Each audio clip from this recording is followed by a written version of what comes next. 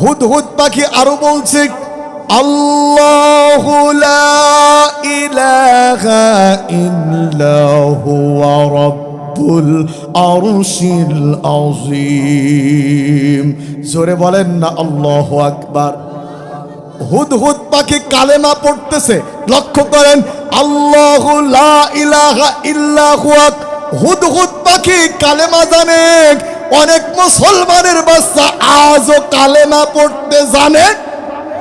বলে হুজুর কি বলেন, কত দাওয়াত খালাম, আমি যত মৌতখানা খাইছি আপনার জীবনে আপনি পরের বাড়ি এত খাওয়া খান না।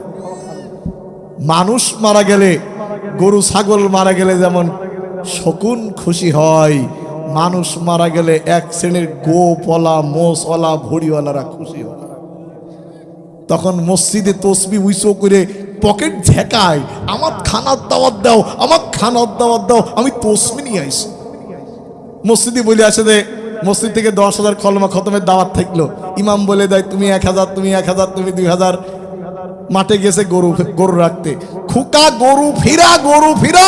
ইমাম সাহেব পড়ে লা ইলাহা ইল্লাল্লাহ একবার, আমি না জানা মানুষ ইমামের হয় একবার, আমি না জানা মানুষ আমার হয় 10 বার। খুকা গরু ফিরা 4-5টা ধাক্কায় চলে গিয়েছে।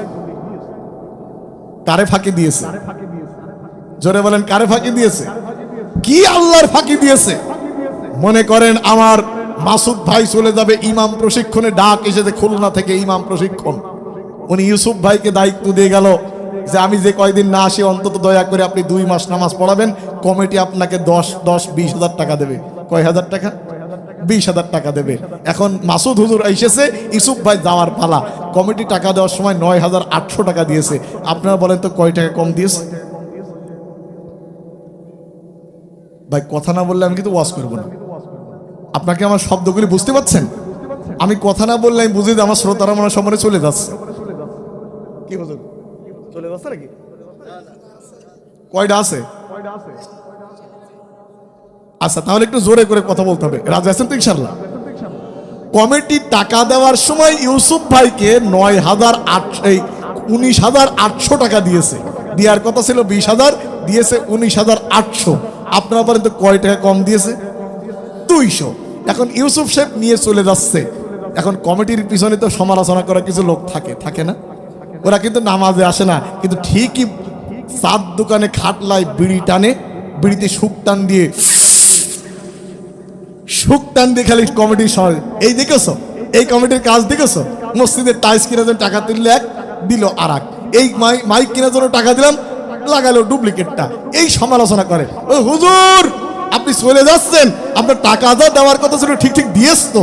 বলে ঠিকই দিয়েছে, কয় টাকা কম দিয়েছে? এইবার ওরা কি বলা শুনে দেখেছো আপনার মতো হুজুর মানুষের ঠকাইলো। তাই ইউসুফ সাহেব চিন্তা করছে আপনার জবাব যাচ্ছে না। বলছে আরে বাবা আমাকে ঠকে কি করবে, আমিও তোদের ঠকাইছি। বলছে কিরকম? বলে পুষ মাস মাঘ মাস শীতের ভিতরে নামাজ পড়ালাম, একদিন উজু করে পড়াইনি।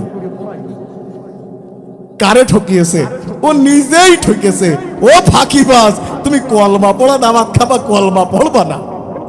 বন্ধুগণ, হুদহুদ পাখি কালেমা জানে, মুসলমানের বাচ্চা কালেমা জানে না। এই এলাকায় অসংখ্য কওমি মাদ্রাসা, এই এলাকায় অসংখ্য সাথী ভাইয়েরা রয়েছে। দিনের জন্য সময় লাগান 3 দিন 40 দিন এভাবে করে সময় লাগান, আপনি অনেক মাসলা মাসাইল শিখে যেতে পারবেন। আলহামদুলিল্লাহ বলেন, আরেকটু জোরে বলেন আলহামদুলিল্লাহ। ভাইয়েরা আমার, হুদহুদ পাখি বলা শেষ করলো।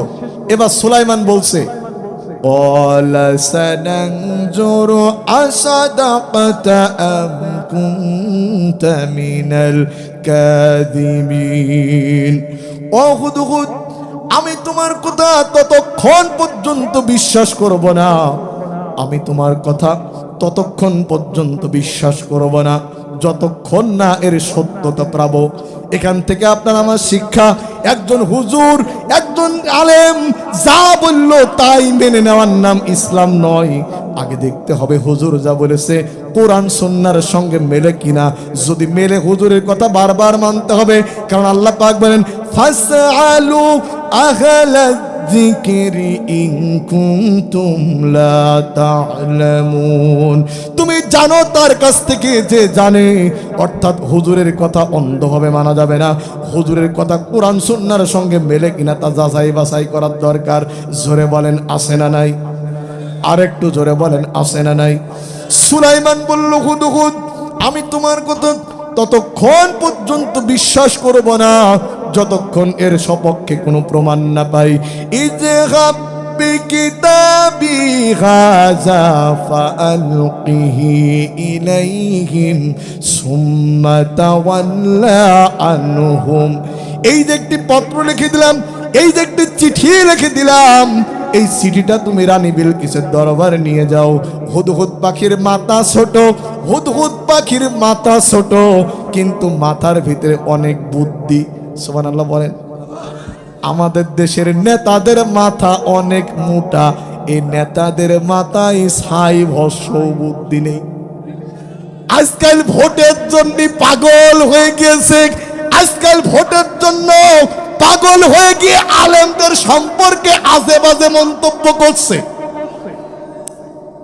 এক লোকের গরু হারিয়ে গিয়েছে। কি হারিয়ে গিয়েছে? ছেলে গরু খুঁজতেছে, বাপ গরু খুঁজতেছে। ছেলে প্রাইভেট পড়ে বাড়ি আসছে, মোড়ে দেখা, বলছে আব্বা কনে যাচ্ছ? বলে ভাইরে সে গরু হারিয়ে গিয়েছে। কি হারিয়ে গিয়েছে? কি বললো ছেলেকে? ছেলে মার কাছে এসে বলছে, মা ব্যাটিং পত্র গোছাও, পাবনা হেমায়তপুরে সিট বুকিং দিয়েছে অনলাইনে, চলো আব্বাকে নিয়ে পাবনায় যেতে হবে। বলে কে? বলে আব্বা আসতে আমাকে ভাই বলেছে। বলে দাঁড়া বাড়ি আসো। বাড়ি আসার পরে খেতে মেতে দিয়েছে। বলছে আচ্ছা তুমি নাকি খোকাকে ভাই বলেছো? বলছে মারে এইরকম গরু হারিয়ে গেলে কি মাথায় কাজ করে? এক গরু হারিয়ে গিয়ে ছেলে হচ্ছে ভাই, বউ হচ্ছে ওইটা। আজকাল অনেক নেতাদের হুজুরদের ঠেকানোর জন্য মাথা খারাপ হয়েছে, কখন যে কি বলছে তা ঠিক পাচ্ছে না।